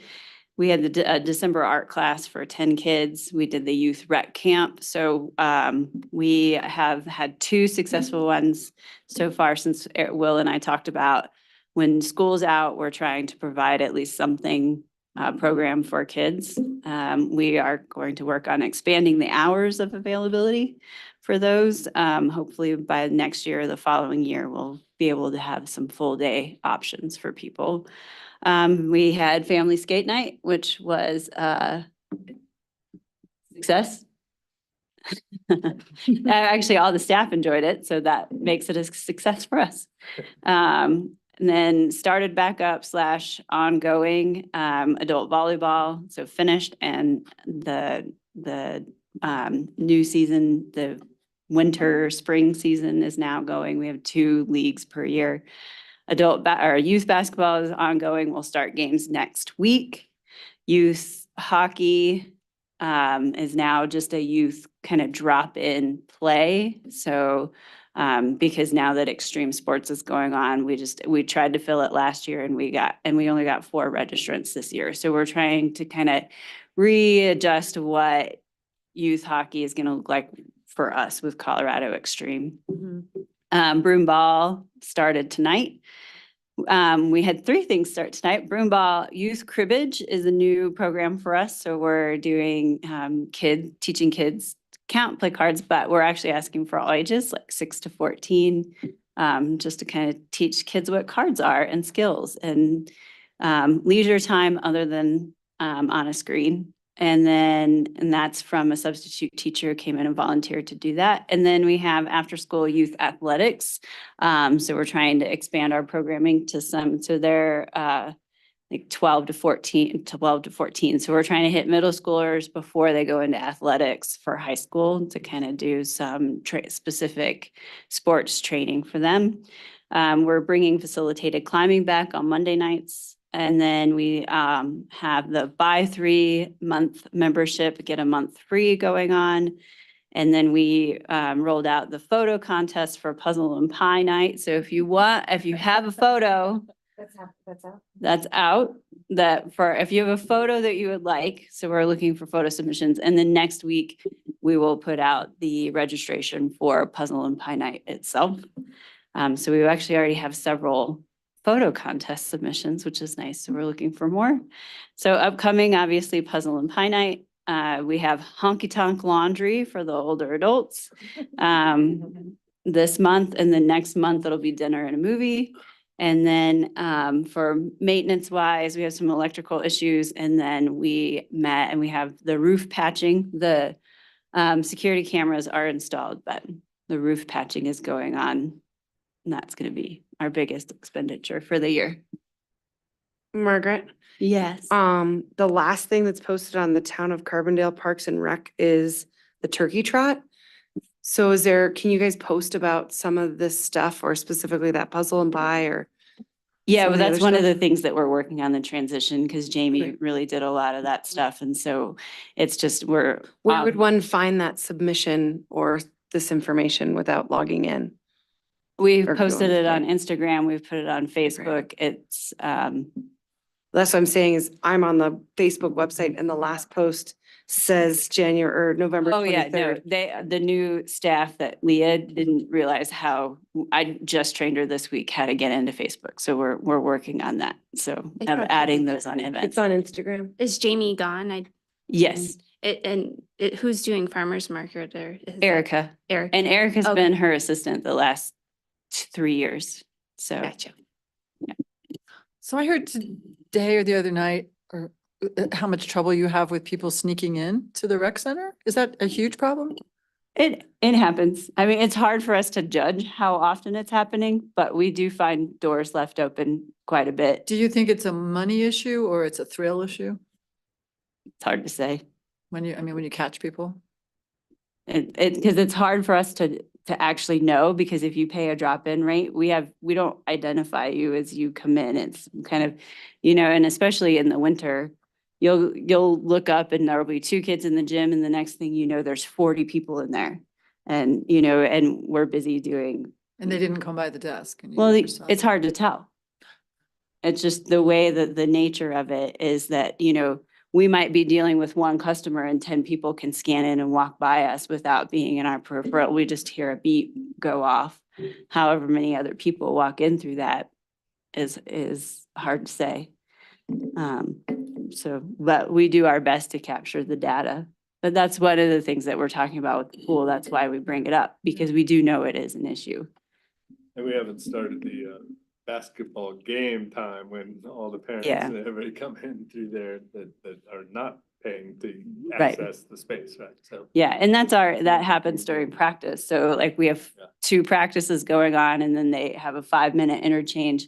And the next thing you know, you have 50 people, you have 12 kids from one team and 12 kids. So you have 4 sets of teams in there, plus all of their parents dropping them off, picking them up. So, it's really hard to keep track of with that non-contained entrance. Like we've caught people in security cameras, like they open the garage doors in the summer and people will jump through the garage doors. I mean, so it's a open facility and it was designed that way. So we just have to assume that we're at least capturing enough to cost recovery for that. So I just want to take note of 904, but at the same time, I don't see it on Instagram. And when I search Carbondale, Colorado puzzles and pie, it doesn't come up. And it's also not on the website that I can see.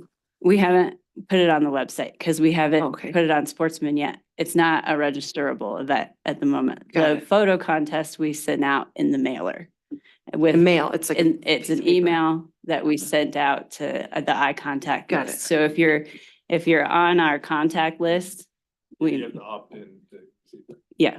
So that's how most of our information goes out, is on the eye contact list, and then we will post things on the website. But I mean, we posted it yesterday, and so, and people are in and out right now. We're still at holiday and catch up, and Erica started 3 weeks ago, so.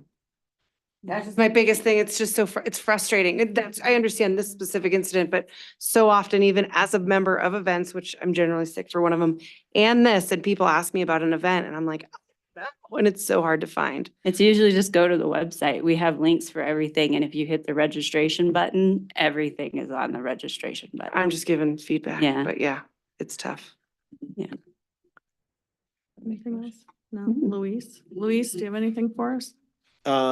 Just a very quick update. First, thanks, Eric and Margaret. I know there's an article coming out tomorrow about the migrant response, and I think it's overlooked how much, and I know you brought it up last night at the meeting, the number of, the number of showers that, the Parks and Rec Department has provided for migrants. So I just want to acknowledge that.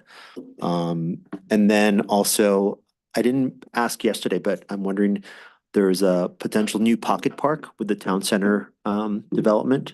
So I wonder how much of that, obviously it's far off in the future, how much will impact or fall on Parks and Rec. So that's it. Are they gonna come to us and talk about their design at all? That's a good question. It's still very early on in the process, so probably not till much later. I don't know. Those guys came, Bristol and those guys came pretty early to find out what we wanted in the center of that area. I don't know how big that space is gonna be though, Luis.